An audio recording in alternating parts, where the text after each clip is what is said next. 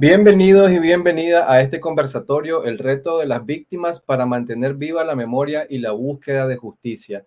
Este es un conversatorio que vamos a estar teniendo el día de hoy, recordando que a 4 años del inicio de la crisis de abril 2018, que realmente marcó un cambio social y político en Nicaragua y con el paso del tiempo ha afectado tanto el ámbito económico, la seguridad y la paz del país como tal, pero sobre todo por esa desmedida represión policial y parapolicial a las manifestaciones ciudadanas que se originaron en abril 2018, ocasionaron que la población protestara con mayor fuerza y que el gobierno respondiera con violencia e innumerables violaciones a los derechos humanos, que han sido ampliamente documentadas por organismos nacionales e internacionales, llegando a concluir que el Estado de Nicaragua ha cometido crímenes de lesa humanidad en contra del pueblo de Nicaragua, los cuales son asesinatos, encarcelaciones u otra privación de libertad física, persecuciones, violación, tortura y desaparición forzada. Y obviamente también el exilio de miles y miles de nicaragüenses hermanos que han tenido que abandonar el país. El día de hoy vamos a estar conversando sobre esto. Tenemos 3 invitados. Por ahora nos falta una persona que se conecte. Está conmigo ahorita Yaritza Mairena, de la Unión de Presas y Presos Políticos de Nicaragua, y también Juan Carlos Arce, del colectivo Nunca Más. Muchas gracias por aceptar la invitación y bienvenidos sean.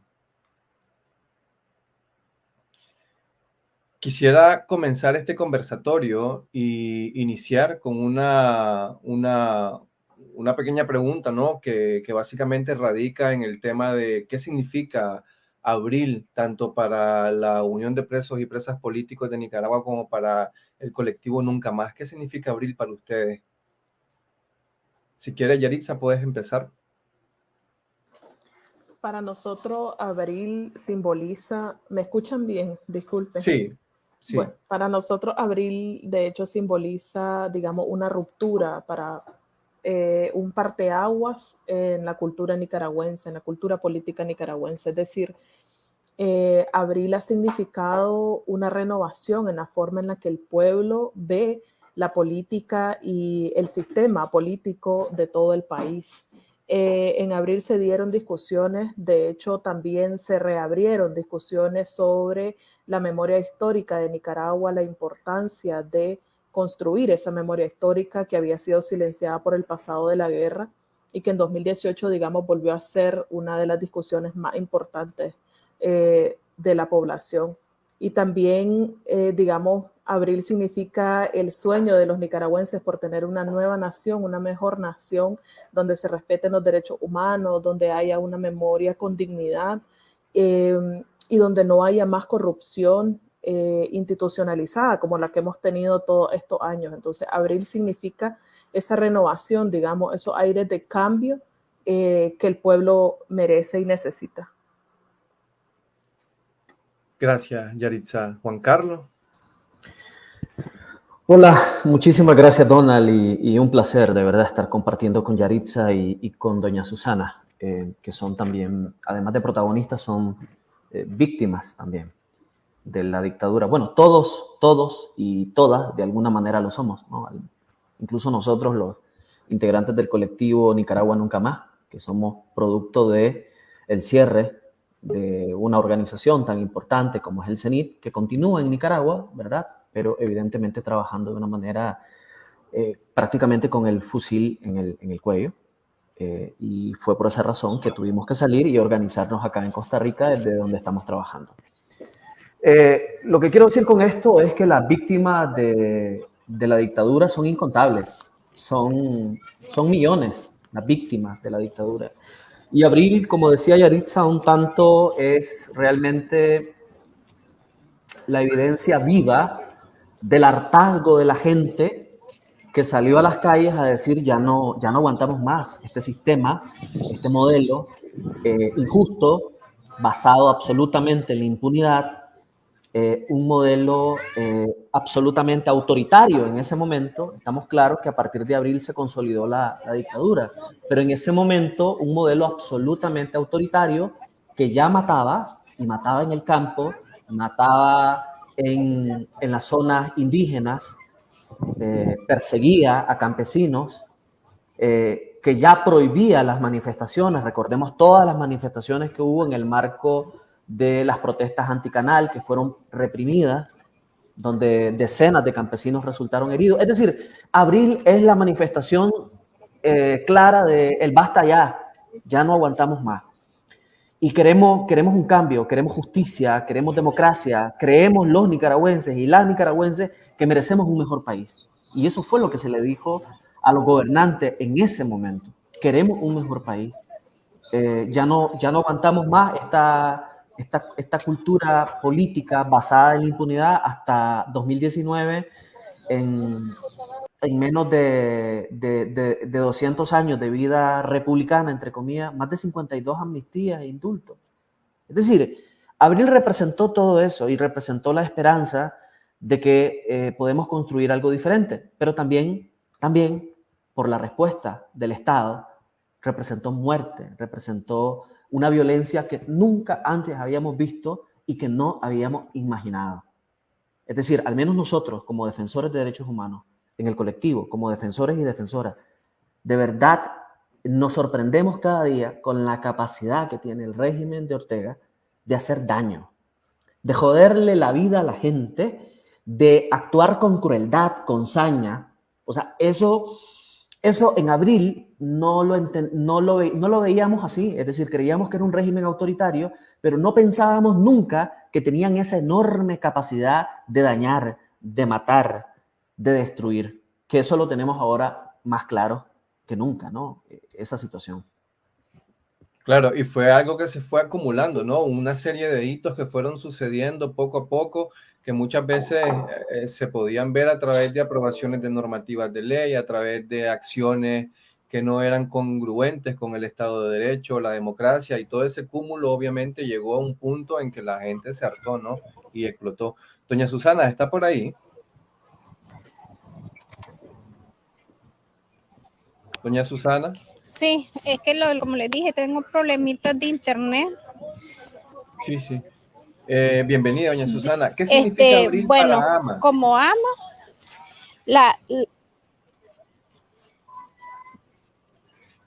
abril significa mucho porque desde que comenzaron los asesinatos el 21 de abril, con los primeros asesinatos, desde entonces se abrió la ruta de la justicia, porque querían las madres desde entonces querían que se les aclarara los asesinatos que estaban cometiendo el Estado de Nicaragua hacia las familias nicaragüenses, que como los casos más claros que fueron los casos de Estelí, Franco Valdivia y Orlando, y desde entonces AMA marcó la ruta de la justicia.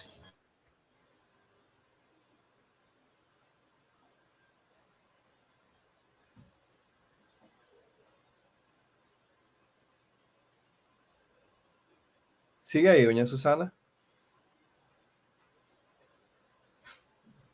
¿Hola? Parece que se le fue el audio. Bueno, vamos a esperar que se reincorpore y si quieren continuamos conversando un poco. Se ha hablado mucho del tema de que la ola de represión en Nicaragua y ahorita principalmente a las puertas de abril ha incrementado en las últimas semanas. ¿Han tenido ustedes reportes de familias asediadas o de más presos políticos? Primero eso, y segundo, vinculado a eso, ¿qué consideran ustedes que deberían hacer las personas que han sido víctimas, siguen siendo víctimas en estos momentos con este tipo de incremento de la represión? Juan Carlos.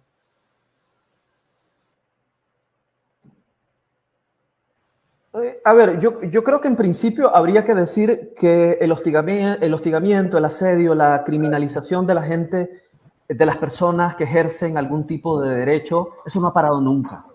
Es decir, desde 2018 ha habido un asedio sistemático, un hostigamiento sin precedentes. Es decir, todo el aparato público, absolutamente todo, la policía, que ya dejó de ser nacional, evidentemente, la policía como principal cuerpo represivo, las fuerzas paramilitares y todo el aparato, el endamiaje estatal está volcado hacia la represión y a la persecución.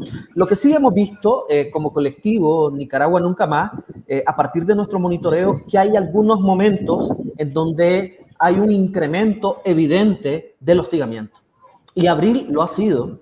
Las votaciones del año pasado lo fueron. Recordá, Donald, que incluso hubo más de una veintena de detenciones y nos enteramos de algunas detenciones hasta un mes después, porque la gente tenía miedo y tenía también miedo y esperanza, es decir, esperanza que lo soltaran. Por ejemplo, en el caso de Harry Chávez y Evelyn Pinto y de varias personas más, nos enteramos un mes más, un mes después, en diciembre, que estaban detenidos porque las familias guardaron silencio, porque el régimen ha sido efectivo en implantar el terrorismo. Es decir, aquí hablamos de terrorismo de Estado, no hablamos de cualquier cosa, sino de terrorismo de Estado en contra de la ciudadanía, de tal manera que hay picos, y este es un pico. Abril, con los allanamientos del martes 12, si no me equivoco, las detenciones que se dieron ese día y la desaparición forzada que hay de 4 personas en este momento, pueden ser más, haciendo la analogía con noviembre, que era lo que les decía, ¿no? Que hay gente que no dijo nada con la esperanza de que liberaran a personas. Pero es decir, nosotros tenemos claro que hubo hostigamiento y asedio en Masaya, en Tipitapa, en Somoto, en Managua y seguramente en otros muchos lugares donde la gente está guardando silencio porque tienen miedo. Porque aquí denunciar, es decir que la policía te persigue, que la policía allana tu casa de manera arbitraria, eso se ha convertido en un riesgo para la gente, para la familia. Y mucha gente no está denunciando. Y ahí me lleva a la segunda parte de tu pregunta, ¿qué es lo que hay que hacer? Hombre, en Nicaragua no hay mucho que hacer, porque ¿qué, vas a interponer un habeas corpus? Yo soy abogado y yo sé que ese es el camino que te queda, ¿no? El habeas corpus, pero eso funciona en países donde hay una mínima democracia, no en Nicaragua, donde no existe ningún tipo de posibilidad de que un poder del Estado actúe de acuerdo a la ley. ¿Qué es lo que te queda entonces? Lo que te queda es la denuncia nacional e internacional ante la oficina internacional ante la Oficina de la Alta Comisionada, es una posibilidad. Recordemos que ellos realizan un monitoreo permanente, también ante Naciones Unidas, ante los grupos, por ejemplo, el grupo de desapariciones forzadas, es otra posibilidad. Ahí hay un mecanismo que se llama un mecanismo de denuncia. Es decir, hay algunas posibilidades para denunciar. Los resultados, hombre, los resultados de ese tipo de acciones no sabemos, como te digo, el gobierno ha sacado una especialidad en violar la ley y en que de alguna manera le importen casi en nada lo que haga la comunidad internacional. Pero es lo que nos queda, Donald. No hay otra posibilidad. Eso es lo que nos queda, las vías democráticas y las vías legales que nos da el derecho internacional de los derechos humanos. Gracias, Juan Carlos. Doña Susana, aprovechando que está por acá, ustedes han reportado ahorita ya que estamos a las puertas de los 4 años de la Revolución de Abril, ya básicamente, ¿han reportado ustedes asedio a las familias de las víctimas?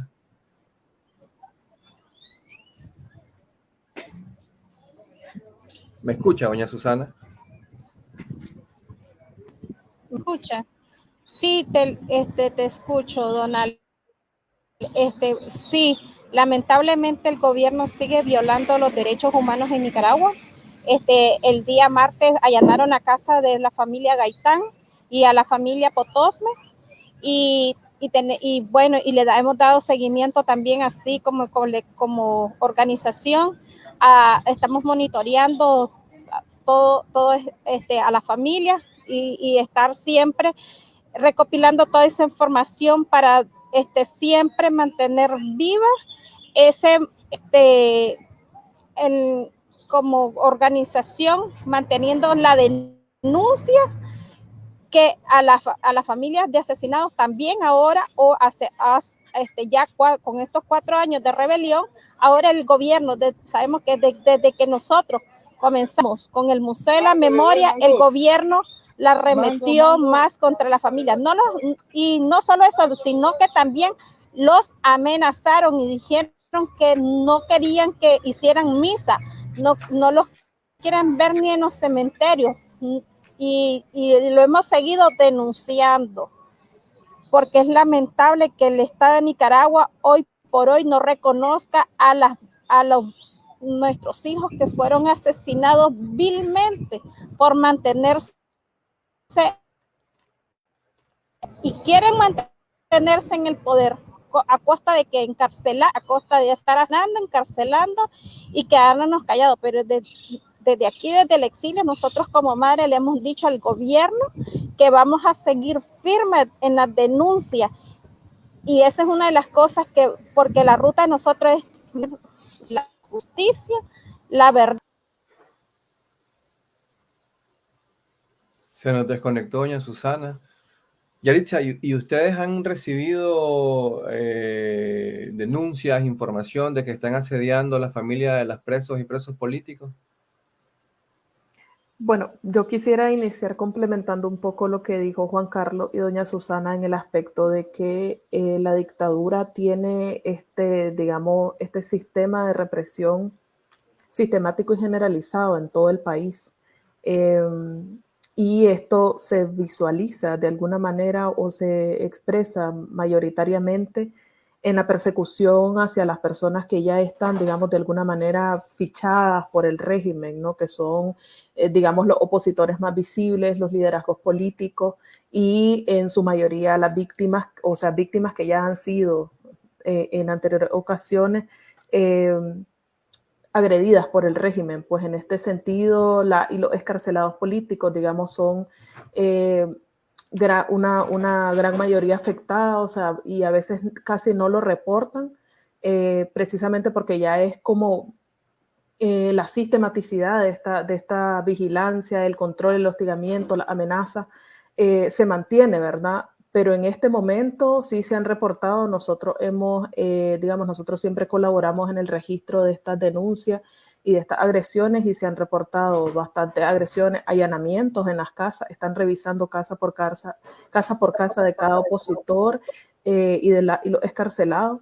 Han llamado a excarcelados a presentarse a las estaciones policiales, hay más amenazas, más vigilancia, un despliegue policial para hacer digamos, hacen como una revisión más detallada de las casas y de las personas que tienen en lista, porque tienen listas de personas opositoras, ¿verdad?, para hacer este seguimiento. Esto se hace, digamos, con la intención, digamos, la policía lo hace con la intención de evitar cualquier alteración y también utilizan, además de a la Policía Nacional, paramilitares que todavía siguen armados en Nicaragua. Esto es importante mencionarlo porque los paramilitares no se han desarmado, no han dejado de existir y no han dejado de operar. Y los simpatizantes sandinistas que también, digamos, son parte de este hostigamiento y de esta vigilancia continua que se mantiene en todo el país. Y no solamente, digamos, estamos hablando de las personas visibles, sino también los campesinos, sigue el hostigamiento al campesinado con mayor énfasis y a las personas que, digamos, sufren o han sufrido agresiones físicas irreparables, aún así han estado siguiendo este hostigamiento. Una cosa importante que mencionan y que me llama mucho la atención y es el tema de que ir a denunciar. Si está sufriendo asedio, si está habiendo más amenazas, ir a denunciar, pero vas a la policía y sabemos que las mismas personas que están haciendo este tipo de agravios, de violaciones a los derechos humanos, son la misma policía. Pero esto, ¿cómo afecta realmente? Aquí te quisiera preguntar, Juan Carlos, ¿cómo afecta esto realmente en el proceso de documentación, por ejemplo, de una denuncia? Porque si estamos hablando que que tratamos de que la gente denuncie, haga las denuncias, que se aboquen organismos de derechos humanos, pero si no pueden hacer la denuncia, porque entiendo que también esto tiene que ver con un requisito vía administrativa, poner la denuncia primero a nivel nacional o a nivel local, que es a la Policía Nacional, pero si no puedo ir porque no hay, obviamente es ilógico, es incoherente. O sea, ¿qué hacer con esto? Lo primero que hay que decir, Donald, que no es un requisito.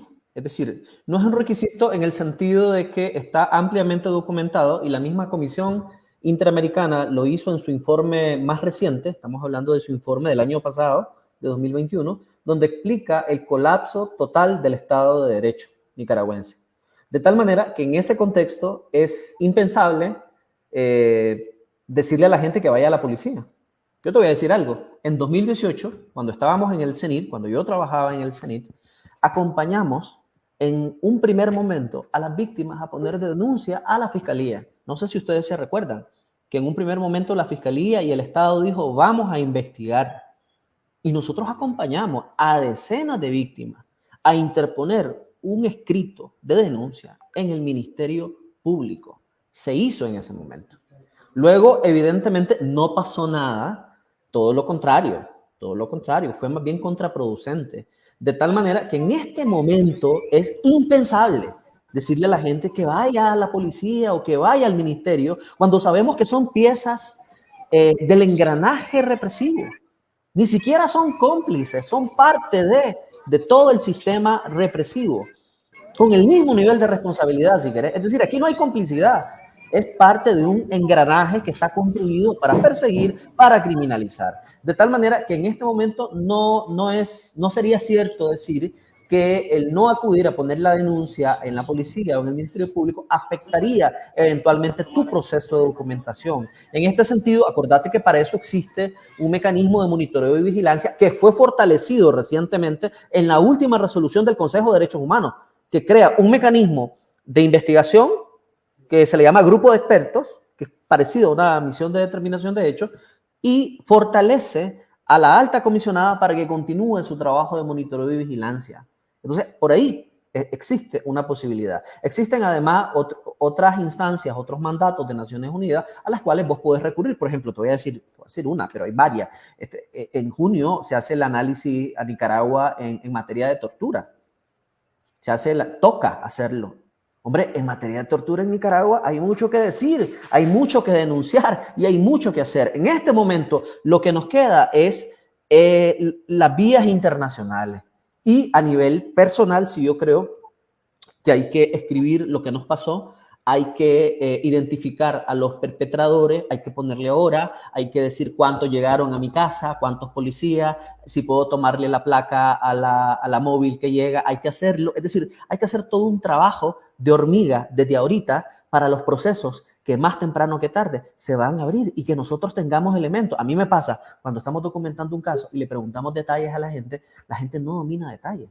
Es decir, hombre, y me dirán, es que no tiene que, porque es el Estado el que tiene que investigar. Espérate, pero cuando hablamos de Estado de Derecho, en Nicaragua no hay Estado de Derecho. Entonces nos toca a nosotros, lamentablemente, disciplinarnos y empezar a documentar, a guardar esas pruebas, porque también muchas pruebas se han destruido, muchas evidencias. Cuando la gente se ve obligada a desplazarse, a salir del país, evidentemente no llevan sus celulares las evidencias. Entonces, incluso algunas hasta las han borrado. Entonces, hay que hacer todo un trabajo en ese sentido y articularte con un organismo de derechos humanos es importante. En ese sentido, y eso era un tema que yo iba a tocar después, pero lo toco ahorita, que es el tema de aliarte con un organismo para documentar tu caso y para ir construyendo, digamos, un expediente que eventualmente te va a servir. Yo no sé si el próximo mes o el próximo año, yo no sé cuándo, pero hay que irte preparando desde ahorita. ¿Y por qué digo yo no sé cuándo? Porque evidentemente en este momento en Nicaragua no hay posibilidades de iniciar procesos de justicia. Pero ojo, las van a ver. ¿Cuándo? No lo sabemos todavía.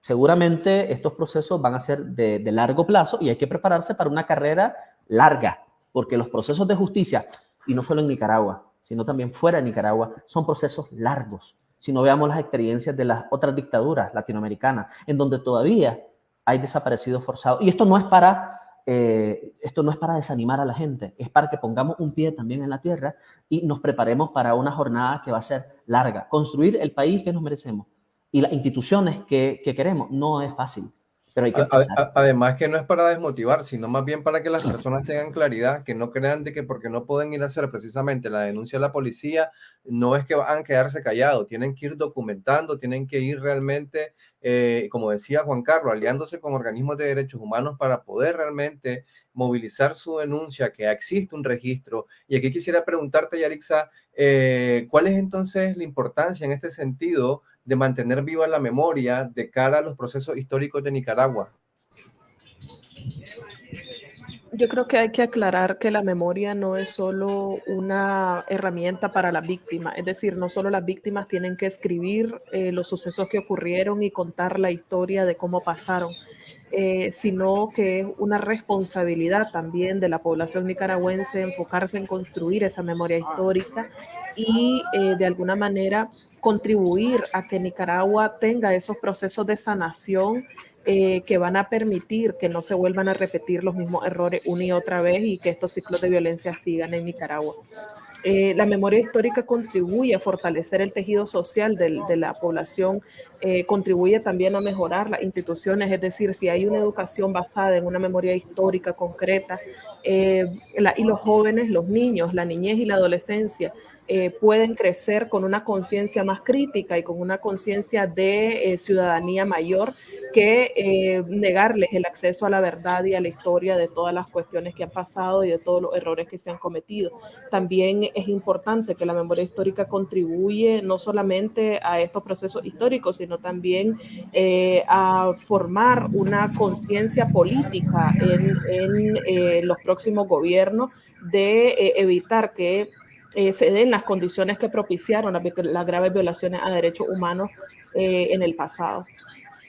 Y es que precisamente estamos hechos de historia, o sea, tenemos nosotros más de 200 años de repetir ciclos, ¿no? De estar de pronto procesos en los que se intenta construir Estado de Derecho o mínimas libertades y va de pronto a una nueva dictadura o un evento violento, una guerra civil y desemboca siempre en estos catastróficos y hechos que obviamente van doliendo al país, y eso no solo a las víctimas, no a todos, porque al final cargamos un duelo colectivo como ciudadanía, como ciudadanos.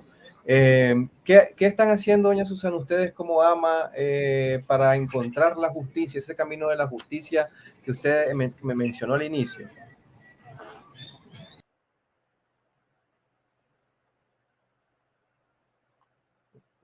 Bueno, se nos cayó nuevamente la conexión. Te la paso a vos, Juan Carlos. ¿Qué están haciendo ustedes como colectivo para ese proceso de encontrar la justicia? ¿Cuáles son las principales acciones que están implementando? Sí. Yo antes de eso solamente añadir una idea.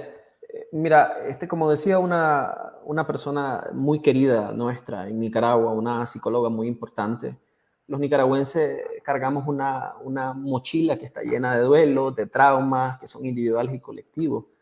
Además, esta persona decía, somos una sociedad con la historia atorada en la garganta y con una cultura del silencio y de lágrimas congeladas.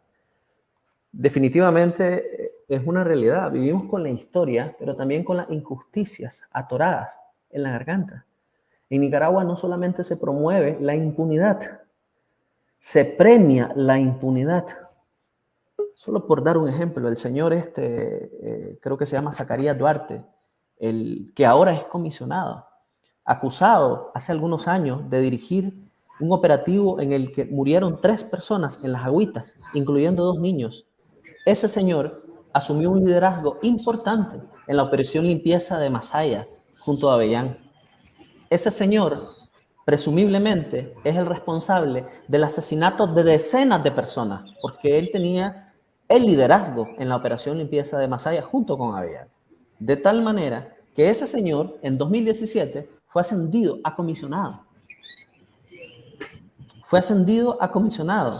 Fue condecorado junto a 6 comisionados más acusados de gravísimas violaciones de derechos humanos. Y como decía alguien por ahí, decía, no solo asesinatos. Tiene razón, es que no solo asesinatos, evidentemente. Uno menciona los asesinatos porque es lo más grave. Pero estamos hablando también de torturas. Estamos hablando de lesiones, estamos hablando de jóvenes que perdieron su ojo, estamos hablando de personas que quedaron en condición parapléjica, estamos hablando también de violaciones sexuales. Es decir, nuestro colectivo, y ahí me meto un poco en lo que estamos haciendo, hace un año emitió un informe sobre la violencia sexual utilizada como método de tortura contra mujeres. Es decir, lo que ha ocurrido en Nicaragua es tan grave y es tan pesado que cuesta decirlo, pero hay que decirlo, hay que hablarlo, hay que decir que doña Rosario Murillo fue la que le dio luz verde a la operación Vamos con Todo, y fue ahí donde se iniciaron los asesinatos. Ella es responsable. Hay que decir, y hay que decir nombres de los torturadores, de los que secuestraron personas, de los que han desaparecido personas. Entonces, eso lo estamos haciendo nosotros en nuestros informes. Solamente nosotros hasta ahorita vamos a emitir el 6º informe en materia de de tortura, el 30 de abril lo vamos a publicar. Es decir, esto es un esfuerzo de más de 2 años, Donald. En este esfuerzo se han documentado 132 testimonios de tortura. Se dice fácil, pero no es fácil. Implica todo un proceso riguroso de sistematización, pero hay que hacerlo porque, como dije antes, esto es un camino largo y hay que empezar haciendo, y hay que intentar empezar haciéndolo bien, ¿verdad? Y para eso hay que prepararnos. Y eso es también otra de las cosas que estamos haciendo. Hay cosas que se ven nuestros informes, se ven nuestras declaraciones en los medios de comunicación, pero también nosotros a nivel interno nos estamos preparando para los procesos de justicia, sea en Nicaragua o sea fuera de Nicaragua. Hombre, que se dice fácil, pero es dificilísimo. Los procesos, claro, porque lleva un utilizando proceso riguroso, que la como jurisdicción. La jurisdicción universal, Donald, es que se puede implementar también. Estamos estudiando. No es fácil. Nosotros no vamos a ser irresponsables de decir que vamos a abrir un caso ahorita contra el Estado de Nicaragua. No, es que eso no funciona de esa manera. Los procesos ante la jurisdicción universal, por ejemplo, son procesos largos, pero, hombre, comienzan por algún lado y estamos iniciando. Y ahorita lo de Naciones Unidas, eso es un paso extraordinario. Es decir, porque también abre una nueva hoja de ruta para la búsqueda de la justicia. Y entonces nosotros como organización tenemos toda la disposición para poder colaborar con Naciones Unidas en eso. Y lo vamos a hacer, y lo estamos haciendo. Hablo porque lo estamos haciendo desde hace más de 2 años que estamos colaborando con la alta comisionada proporcionando la información sobre la situación de Nicaragua. Y nada, eso lo estamos haciendo, entre otras cosas que se están haciendo, para visibilizar y para mantener en la agenda internacional el tema de Nicaragua. ¿Y por qué, Donald? Y aquí termino, perdón que me haya extendido, pero mantener el tema de Nicaragua en la agenda internacional en este contexto tan convulso es importante. Estamos hablando de un contexto convulso a nivel regional, donde tenés a un contexto regional complicado, ¿no? Una situación en Guatemala complicada, en El Salvador ya ni se diga, y en el mundo, ¿no? Con la guerra de Ucrania es complicado, y mantener el tema de Nicaragua en la agenda es importante, y hay que hacerlo. ¿Cómo se hace? Hablando, diciendo, denunciando, usando los mecanismos que nos da el derecho internacional. Gracias, Juan Carlos. ¿Y ustedes, Yaritza, como UPPN, qué acciones están implementando de cara a poder hacer real este proceso de justicia? Bueno, para mí sería importante mencionar que es necesario la documentación y la denuncia principalmente de las agresiones del régimen. O sea, la denuncia constante va a ir construyendo ese camino hacia demostrar las graves violaciones a derechos humanos que ha cometido el régimen. Si no denunciamos, digamos, no va a quedar un registro de las cuestiones que han pasado o que siguen pasando en Nicaragua porque se siguen cometiendo crímenes de lesa humanidad en Nicaragua. Y para UPPN es importantísimo que se respete la centralidad de las víctimas, incluso en los procesos de documentación. No solamente es recopilar los testimonios de forma extractivista o utilitarista, sino que los testimonios de las víctimas respondan al fortalecimiento de su demanda de restitución de sus derechos y que se pueda conocer a través de estos testimonios la verdad imparcial de los hechos y de las pruebas documentales que se recopilen. Que las víctimas, además de brindar sus testimonios, puedan ser protagonistas de los procesos para que además haya una verdadera restitución moral y además de la restitución estatal.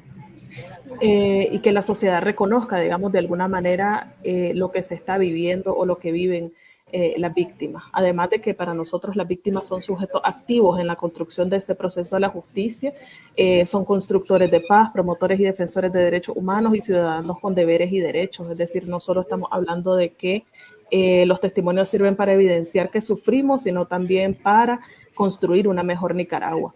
UPPN por todo esto ha desarrollado una intensa capacitación de las víctimas de prisión arbitraria y tortura que forman parte de nuestra organización para que se empoderen en reconocer por qué sucedieron las violencias que vivimos, qué delitos constituyen esas violencias, la responsabilidad del Estado, sus instituciones y de la sociedad civil y cómo contribuir con esto a la creación de memoria, verdad, reparación y las garantías de no repetición y un sinnúmero más de temas que nos permiten incidir en la construcción de una nueva nación.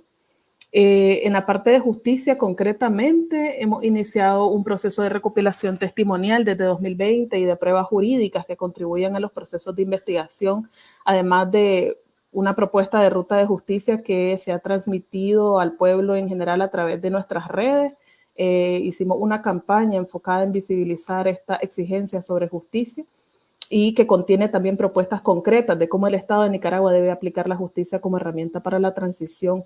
De hecho, también hemos intentado que la oposición, digamos, recopile o aprenda o recupere, digamos, de estas propuestas que ha hecho UPPN para, digamos, los planes de nación y las propuestas que ellos tienen en relación al cambio en Nicaragua.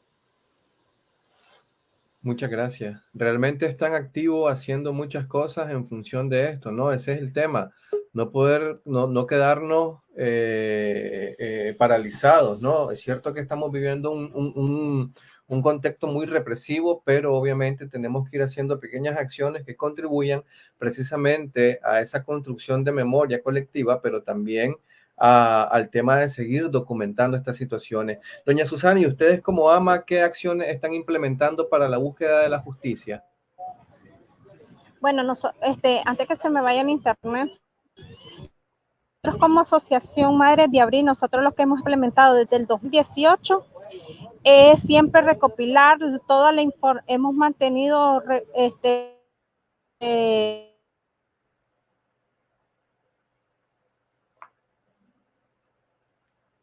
Hola, doña Susana.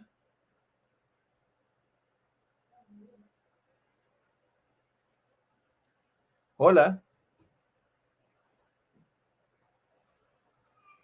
Estamos teniendo un poco de problemas con doña Susana. ¿Me escucha, doña Susana?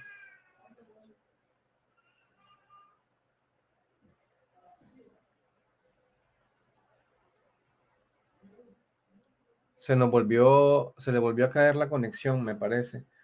Bueno, sí, se cayó la conexión con doña Susana. Bueno, si quieren, vamos conversando un poco más sobre estos temas. Quisiera preguntar un poco o que discutamos un poco, aprovechando que han habido un par de comentarios sobre el tema del exilio. ¿Han recibido denuncias de exiliados? ¿Cómo está el tema de la situación? Permítame, que creo que se conectó de nuevo doña Susana para terminar con ella. ¿Me escucha, doña Susana? Hola. Adelante, doña Susana, le escuchamos. Bueno, como te decía, como Organización Madre de Abril, desde el 2018 nosotros hemos venido documentando y cuando llegaron el Meceni, recuerdo que agarramos a toda la familia y sí, se hizo la denuncia y así hemos ido trabajando.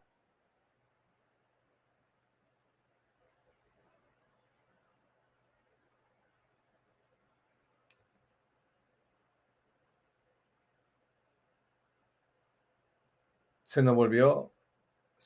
¿Está doña Susana?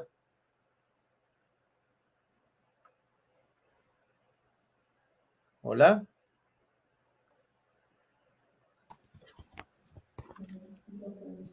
Hola.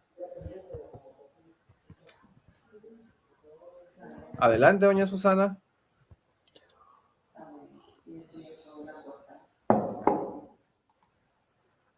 Bien, continuamos mientras recuperamos el audio con doña Susana. Les comentaba el tema del exilio. Muchos nicaragüenses en el exilio, muchas víctimas en el exilio. ¿Han registrado ustedes más denuncias de personas exiliadas? ¿Los exiliados se están abocando a ustedes como organizaciones para poder alzar su voz? ¿Cómo está la situación en el exilio? ¿Cómo lo están viviendo? ¿Cómo lo está procesando sus organizaciones? En el caso de ustedes, Juan Carlos, ¿están recibiendo denuncias? ¿Están trabajando con víctimas exiliadas? ¿Cómo están llevando este tema? Hombre, es que gran parte de nuestro trabajo es con población víctima de violencia política por la cual tuvo que salir del país, ¿no? Es decir, una parte importante de las personas con las que estamos trabajando viven en Costa Rica en condición de solicitantes de refugio Y como decía, hay un comentario de Leonor Martínez, o sea, la situación de los exiliados es durísima.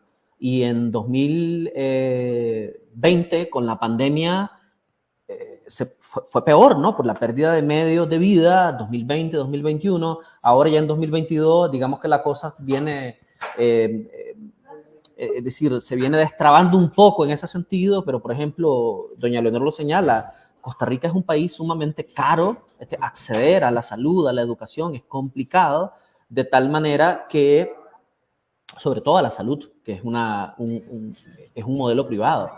Es decir, hay diversas situaciones súper complejas que han obligado incluso a que mucha gente que está en Costa Rica se está yendo para Estados Unidos. Porque hay un tanto en este momento, en este contexto, hay un poco de la ilusión esta del sueño americano, ¿no? Y entonces que la gente de pronto, en medio de la búsqueda de la esperanza y de la búsqueda de una vida mejor, que es una acción totalmente legítima, muchísima gente cree que va a resolver su vida yéndose a Estados Unidos. Y eso implica un riesgo enorme, es decir, riesgo a que te roben en el camino, en el mejor de los casos, por decirlo así, o a que perdas la vida. Es decir, decenas de personas han perdido la vida en esa ruta hacia Estados Unidos. Esa es la verdad de lo que se está viviendo. Estamos hablando, Donald, y aquí termino, con el exilio más grande en la historia reciente de Nicaragua. Estamos hablando de más de 200.000 personas. Solamente el gobierno costarricense registra de forma oficial más de 130.000 hasta ahora. Y aquí nos estamos metiendo las probablemente decenas de miles de personas que ya han ingresado a territorio estadounidense o que están en camino o que se encuentran en México. Recordad, solamente el año pasado el gobierno mexicano reportó la detención de casi 11.000 nicaragüenses. Solamente el año pasado. Detenciones, no estamos hablando de la gente que logró pasar u otra gente que está en camino, que se quedan en México. Es decir, es una situación totalmente dramática. Las historias de las personas que han tenido que salir como resultado de la violencia política están cargadas de horrores en Nicaragua y de horrores en el tránsito hacia su destino. Además de eso, que hay que tomar en cuenta que también hay personas que no se pueden registrar o contabilizar en términos de ese exilio forzado que estamos viviendo, porque muchos se ven obligados a pasar por zonas que no son precisamente el área de migración, ¿no? Y entonces a veces no llegan a solicitar el asilo como tal y obviamente no pueden llevar ese registro. También ese es otro dato que o otra situación que se va presentando. Ustedes, Yaritza, ¿qué tal van con este tema? ¿Reciben denuncias allá? ¿Trabajan con víctimas, con familiares? ¿Cómo está la situación? Y ustedes mismos, las personas que han tenido que irse hacia allá. Nosotros de hecho no registramos, digamos, o sea, de manera como el colectivo lo hace. De hecho, nosotros pues denunciamos en el colectivo siempre el exilio forzado hacia Costa Rica. Cada escarcelado, digamos, de UPPN que ha venido a Costa Rica ha tenido que ir a denunciar al colectivo. Agradecemos esa labor pues realmente creo que más bien yo hablaría sobre las implicaciones del exilio que tienen que ver con lo que provoca, digamos, este exilio. Para mí, como decía Juan Carlos, es una cuestión bien delicada. Yo creo que el exilio es, digamos, sumamente doloroso porque no solo es, digamos, el hecho de tener que irte, sino la manera en la que te obligan a desplazarte, dejar a tu familia, dejar tu proyecto de vida, dejar tus raíces, tu cultura, ir a vivir a una nueva cultura es sumamente doloroso. Y en este sentido, para nosotras y nosotros como escarcelados políticos ha sido, digamos, un agravante. O sea, la crisis se ha agravado tanto, la persecución se ha agravado tanto, que nos ha obligado a irnos al exilio, porque es elegir entre irte al exilio y dejar todo o volver a la prisión. Entonces, desde mayo, junio, hemos venido elaborando una lista de seguimiento de las personas de la organización que se han ido, y ya van, digamos, más de 20 escarcelados políticos de la organización que han tenido que huir en estos últimos meses por la gravedad, pues, de la persecución y el hostigamiento policial a la que han sido sometidos. Y que no es para menos, es una situación realmente que nos afecta a todos. Yo en mi caso también estoy exiliado y todo lo que mencionaste realmente me identifica todo lo que tenemos que vivir en ese proceso. Con este tema de la aprobación del mecanismo para la promoción y protección de los derechos humanos en Nicaragua por parte de la ONU, que tiene el fin de pedir una rendición de cuentas por las graves violaciones de derechos humanos que han ocurrido desde el 2018 en Nicaragua, ¿en qué aporta este mecanismo a la construcción de la memoria? ¿Podría darnos tus apreciaciones, Juan Carlos? Aporta mucho porque yo en algún momento lo señalaba, es una nueva hoja de ruta en la búsqueda de la justicia.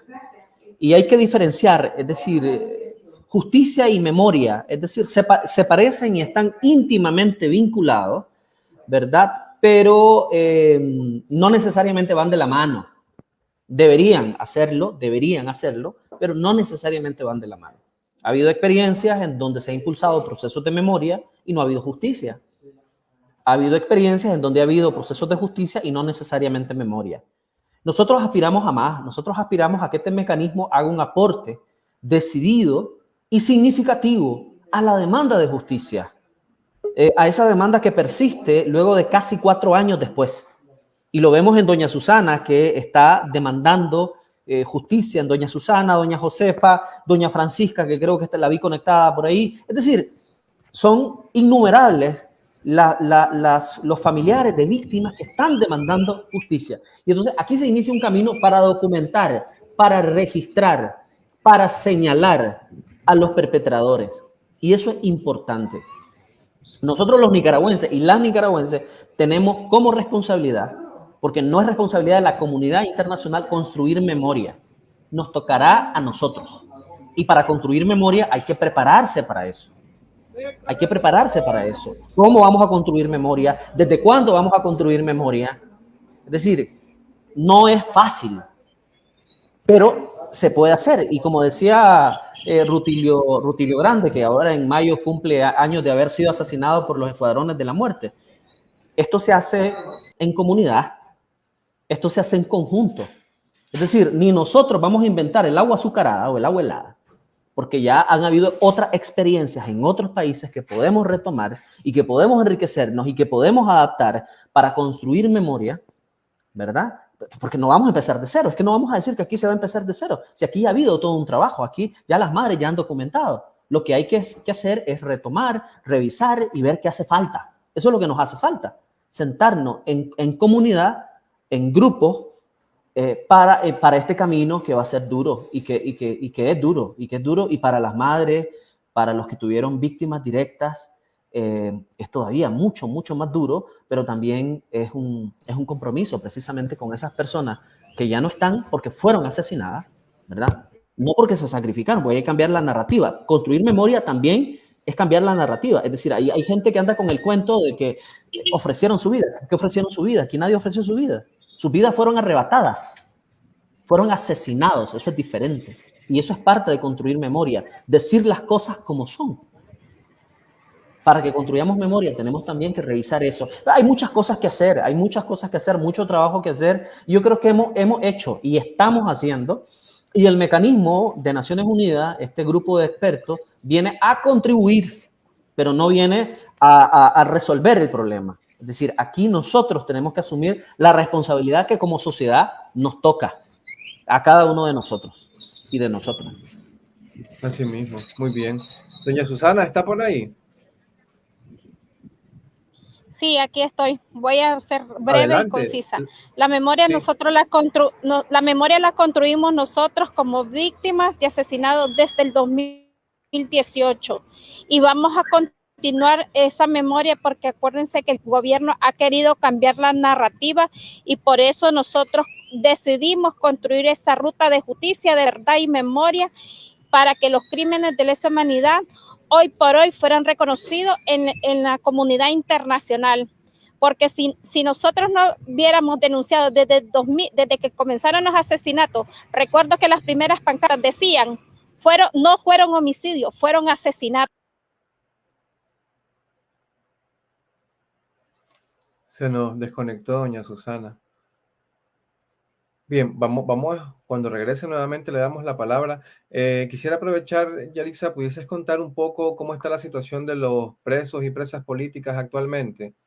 ¿Cómo tienen ustedes monitoreada esa situación? ¿Qué denuncias han recibido? ¿Cómo está la situación de ellas y ellos? Bueno, yo realmente se ha, digamos, denunciado constantemente la situación de los presos políticos. Ya hemos dicho en anteriores ocasiones que la situación de todos y de todas las presas políticas es sumamente grave. Las condiciones no han cambiado, siguen siendo inhumanas y degradantes. No podría añadir mucho a la situación que ya ha sido expuesta por sus familiares y por otras organizaciones. En el sentido de la falta de atención médica en la Modelo, por ejemplo, y otros sistemas penitenciarios como el de Granada y Matagalpa. Tenemos meses denunciando la situación crítica de John Serna, quien necesita ser operado. La familia de Brian Alemán ha denunciado en varias ocasiones que tiene serias complicaciones de salud que no han sido tratadas, y recientemente recibimos un SOS por Kevin Solís, que está grave de salud y que presenta problemas de memoria y problemas psíquicos debido a las torturas recibidas. Y estos no son los únicos casos graves, pues realmente la situación de cada uno es crítica y no tenemos tiempo que perder para seguir compartiendo la alerta global por la salud y la libertad que merecen y los presos políticos.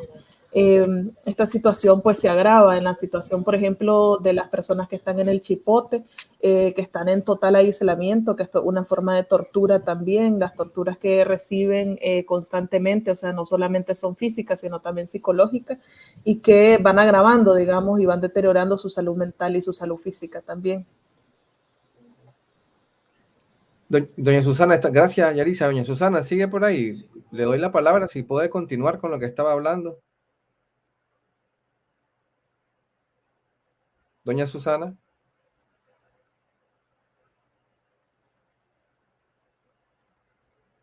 Hola. Bueno, seguimos teniendo problemas un poco con la conexión de doña Susana, pero acá estamos y acá está haciendo acto de presencia también. Juan Carlos, ¿cómo puede la ciudadanía, bajo el contexto de represión extremo que estamos viviendo, mantener viva esa memoria y seguir exigiendo la justicia, la democracia y la libertad? ¿Qué sugerirías? ¿Qué podés aconsejar que desde la experiencia de ustedes? Bueno, la construcción de memoria implica, yo ya lo dije antes, pero quiero ratificarlo porque me parece que es importante. Implica identificar claramente a los perpetradores, a los que dieron la orden de disparar, a los que dieron la orden de matar, a los que jalaron el gatillo. Implica identificar a los que torturaron, a los que violaron. Y en muchos casos sí se puede. Es decir, hay víctimas que señalan claramente a sus perpetradores. No puede haber de ninguna manera memoria ni justicia sin atribuir claramente esas realidades. Yo creo que hasta ahora los familiares de las víctimas han hecho un trabajo extraordinario, y eso hay que decirlo, desde diferentes espacios, articulaciones, organizaciones, asociaciones, etcétera, para darle rostro a las víctimas. Eso es importantísimo, darle rostro a las víctimas. Todos conocemos y nos identificamos, ¿no?, con esa imagen de Alvarito Conrado. Sí, porque desgraciadamente... Esa frase de, que yo creo que es eterna, va a ser eterna, de me duele respirar. A todos nos duele respirar todavía. Pero es necesario redoblar esfuerzos en documentar los hechos, en sistematizar evidencia, en entrevistar a testigos, entre otras acciones. Y lo que decía antes, estamos claros que esto no es responsabilidad de las víctimas, sino del Estado. Pero debemos de tener claro que en este momento el Estado es el que intenta implantar por la fuerza una narrativa en la que se niegan las responsabilidades. Estemos claros que el Estado en este momento no va a emprender ninguna acción encaminada a la búsqueda de la justicia.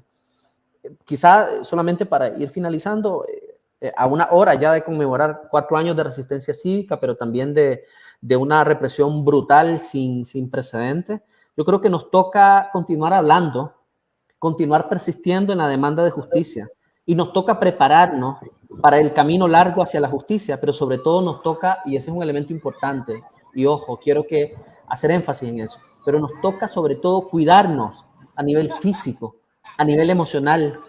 En ese cuidarnos, la búsqueda de alianzas es clave porque si la carga es compartida, es menos pesada. El camino a lo mejor no va a ser más largo, no va a ser un camino más corto, pero va a ser un camino más llevadero para todos, para todas las víctimas. Y la frase que recordaba antes, aquí la tengo anotada, decía Rutilio Grande, que para mí es un referente, ¿no?, en la lucha contra la represión y en la lucha por la justicia. Decía, nos tenemos que salvar en racimo, en mazorca, o sea, en comunidad, frente a este monstruo tan violento que es la dictadura del señor Ortega y de la señora Rosario Murillo. Nos toca juntarnos para emprender acciones en conjunto, porque es más fácil la carga. Y a las madres, mi agradecimiento, y las menciono a ellas, pero pudiera mencionar también a otros grupos, a los presos políticos también que vivieron tortura, como Yaritza, como tantos otros que estuvieron presos de manera injusta, pero a las madres agradecerles ese esfuerzo, esa resistencia, esa negativa y esa terquedad a guardar silencio. Por ellas tendrá que haber justicia. Por esas madres que murieron anhelando ver a sus hijos, como doña Josefa, a mí no se me puede olvidar, doña Josefa Mesa imploró ver a su hijo, no se lo permitieron. Por esas madres habrá justicia, porque no solo fue doña Josefa, fueron decenas de madres y abuelas. Por aquellas que se marcharon exigiendo justicia, como doña Josefa Narváez, que murió hace unos días. Por esas madres tendrá que haber justicia. Y por esas otras que siguen demandando justicia desde el exilio, que siguen demandando verdad, justicia, tendrá que haber justicia. Así que el camino que nos toca es duro, pero yo creo que tenemos que tener la firmeza y el compromiso para asumir la carga que implica este camino. Gracias, Juan Carlos. Yaritza, la misma pregunta, ¿qué opinas? ¿Qué acciones pueden implementar las personas en este contexto altamente complicado, ¿no? Y de alto... ¿Qué opinas? Sí, yo diría que a pesar de que el Estado de Nicaragua no tiene intención alguna de conocer y de determinar la verdad sobre los hechos que ocurrieron a partir de 2018, yo creo que es importantísimo que la población mantenga viva la memoria. Y las conmemoraciones, por ejemplo, las actividades que estamos realizando ahorita en la conmemoración, son importantísimas y son parte de mantener viva la memoria, ¿no? Y en el sentido de seguir exigiendo justicia, yo diría que apoyar a la víctima en su denuncia y su exigencia es muy importante para continuar, mantener viva esa exigencia, ¿no? Se puede hacer de muchas maneras. Yo digo que es una forma también de abrazar a las víctimas, de, digamos, difundir el amor y el cariño que tenemos y la solidaridad que ha caracterizado al pueblo nicaragüense. Apoyar a las víctimas difundiendo su llamado en las redes sociales es, digamos, clave para nosotras y nosotros. Y yo animaría a la población también a buscar canales internos de comunicación con los organismos de derechos humanos, porque no es necesario que toda denuncia sea pública, quede en el rostro, que lo hagan en los medios de comunicación. No, hay canales, ¿verdad?, para comunicarse con los organismos de derechos humanos, como las páginas web y esto. En este sentido, por ejemplo, está la página del Observatorio de Derechos Humanos, que recepciona denuncias constantes de la represión, porque registrar, documentar y evidenciar ante el mundo el alcance de la represión y demostrar que en Nicaragua nada está normal debe ser una tarea de todas y todos y una tarea constante. Sí mismo, una tarea constante de todas y todos, totalmente de acuerdo con ello. Ya vamos a ir terminando. Las últimas palabras que pudiesen dar, empezaría contigo, Juan Carlos, un mensaje que pueda dar a la población para que siga igual en este proceso de ayudar a construir la memoria y también obviamente en ese camino de exigir la justicia. Quizás solamente brevemente ratificar que lo que buscamos las organizaciones de derechos humanos y las víctimas es justicia y no venganza. Es justicia lo que buscamos. Es decir, es aportar de manera decidida, de manera significativa a construir una cultura política diferente y una cultura de paz distinta, una cultura de paz basada en la justicia. No podemos hablar de paz sin justicia y sin memoria. No podemos hablar tampoco de justicia sin reparaciones.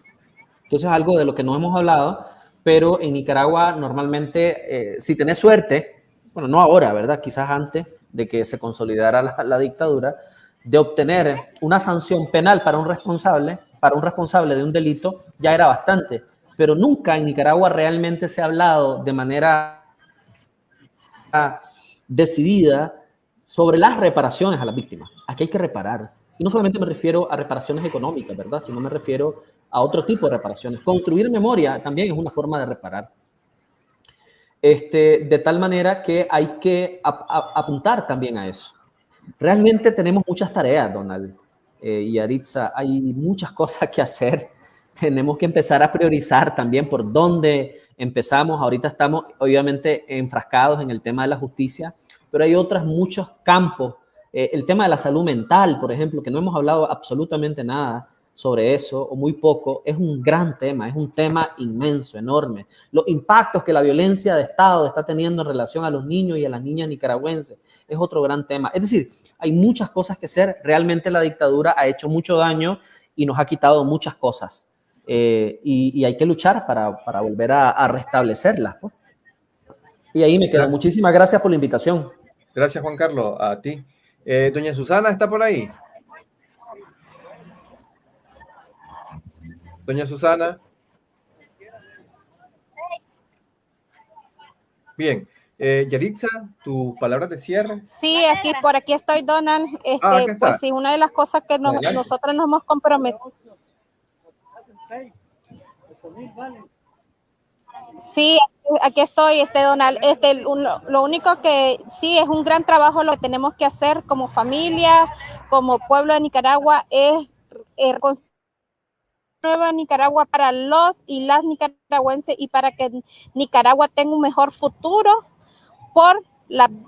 para que el gobierno reconozca y que ha cometido crímenes de lesa humanidad y mantener viva la memoria ha sido parte también de una reparación, así como dice Juan Carlos, pero no vamos a llegar ahí, sino que vamos a llegar hasta la última. Gracias, doña Susana. Yaritza, adelante. Sí, yo complementaría lo que decía doña Susana con el hecho de que esto también debe ser un compromiso explícito de las organizaciones políticas pro democracia y de los organismos de derechos humanos y de los colectivos de víctimas continuar esta lucha, pero no solamente de estas organizaciones, sino también de toda la población nicaragüense, porque la justicia no es un tema que competa nada más a unos ciertos sectores, sino que la justicia es lo que nos va a permitir transformar el sistema político de Nicaragua, el sistema político, económico, cultural, social y digamos la justicia va a darnos esa nueva Nicaragua que en abril soñamos y vislumbramos y por lo que hemos dado tantos sacrificios, pues. Muchas gracias a ustedes tres por habernos acompañado en este conversatorio. Estamos llegando ya al final, básicamente, solo recordarles, estaba mostrando por ahí 2 websites que pueden buscar, lo vamos a dejar en comentarios, es la web del Observatorio de Derechos Humanos y también del colectivo Nicaragua Nunca Más, donde pueden acercarse, escribir y ponerse en contacto con oficiales de datos, con promotores de derechos humanos, que pueden ayudarles en el tema de la documentación de sus denuncias u orientarles en determinado caso que estén viviendo una situación específica de asedio,